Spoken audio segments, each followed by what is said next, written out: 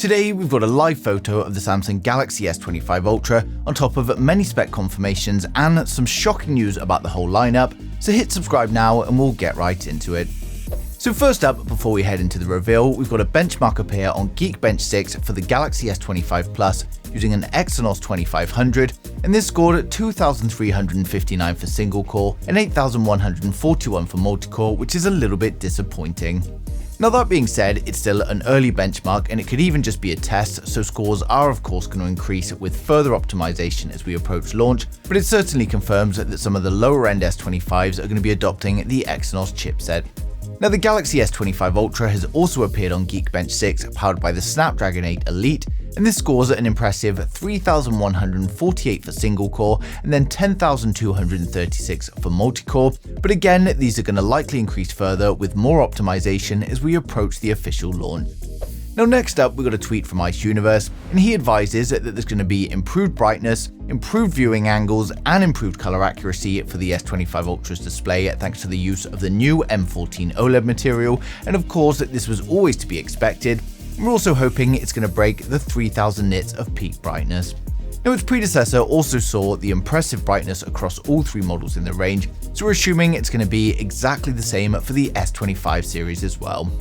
Now next up we've got news of another addition to the S25 lineup in the form of an S25 Slim, and basically you can look at this like an Apple release with their Air models, and it's going to keep the main design principles of the S25, but it's going to be slimmer and it's also going to have reduced specifications. Now the specs are going to be reduced down in multiple areas, which is going to make the device a little bit more affordable, but it won't be launching with the S25 series in Q1 of next year, and instead it's going to be delayed until Q2 to make sure it doesn't interfere with the sales. We've also got plenty of rumours and reports that Samsung are going to be dropping the Galaxy branding in an attempt to rebrand and deliver something new. But at the moment, it's simply just rumours, and the official Samsung newsroom is still referring to the devices as the S25, so we're going to have to wait and see. With a bigger change than usual to the Ultra though, as well as Qualcomm rebranding the Snapdragon chip, it wouldn't be a bad time for Samsung to do the same.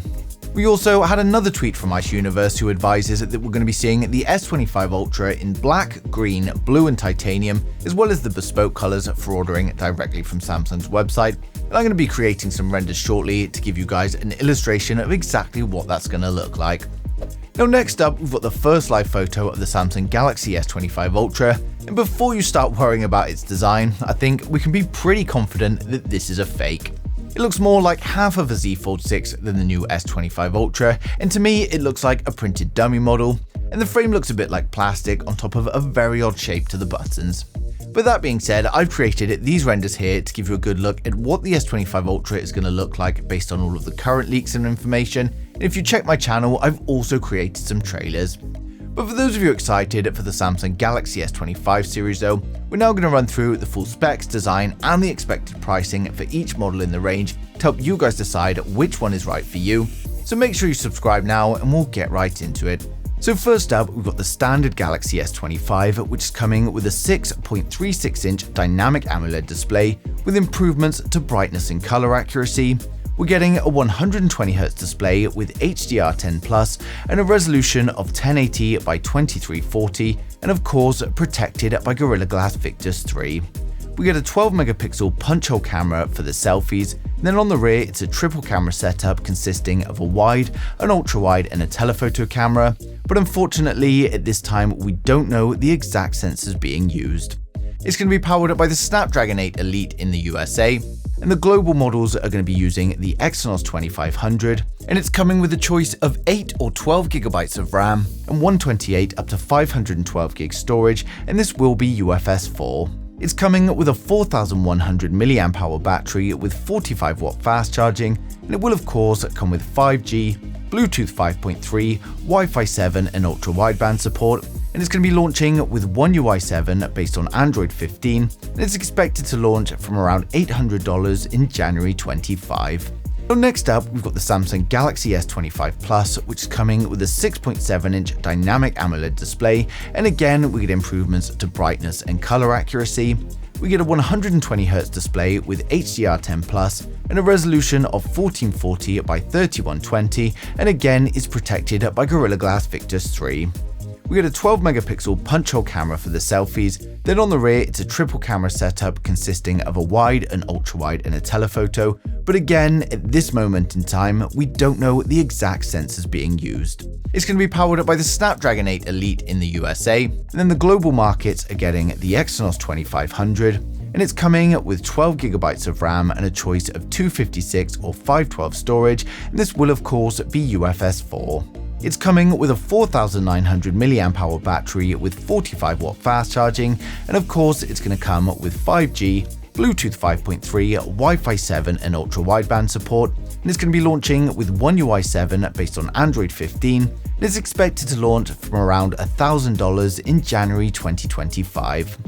Now finally, we've got the most premium model, the Samsung Galaxy S25 Ultra, and the S25 Ultra is coming with a 6.9-inch dynamic AMOLED display with improvements to brightness and the color accuracy. We get a 120Hz display with HDR10+, a resolution of 1440 by 3120, and it's going to be protected by Gorilla Glass Armor 2. We're likely going to get a 12 megapixel camera for the selfies, but there are a few rumors that it could be the first S phone with an under-panel camera, and on the rear we get a quad camera setup consisting of a wide, an ultra-wide, a telephoto and a periscope camera, but again, at this moment in time, we don't know the exact sensors being used. Now it's going to be powered up by the Snapdragon 8 Elite in all regions, and it's coming with 12GB of RAM and up to 1TB of storage, and this will of course be UFS 4.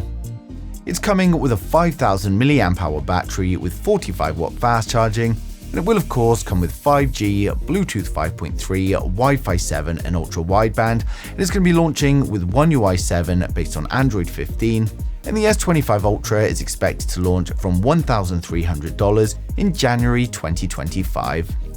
So overall, the Samsung Galaxy S25 series is looking to be great. It's refreshing to have a new design when it comes to the Ultra, and the fact that it's using the Snapdragon 8 Elite is of course going to make many people happy. Now of course it looks like the lower end models are still going to be using the Exynos 2500 in some regions, but I'm going to update you guys as soon as we know more. And of course, in terms of the upgrades, it's pretty much what we'd expect from an S phone, and there's nothing truly groundbreaking here. But with Samsung continually improving AI, hopefully there's going to be some great new software features on offer. Now because of its similarities, I can't imagine anyone with an S24 is going to be rushing for an upgrade, but for anyone with an older S phone or looking to get their first S phone, then it could be a great choice. And of course, launch in January is fast approaching. We're no doubt going to get more and more leaks as we approach it, and of course I'm going to be sharing them as soon as they come in, so make sure you subscribe so you don't miss a thing in the future.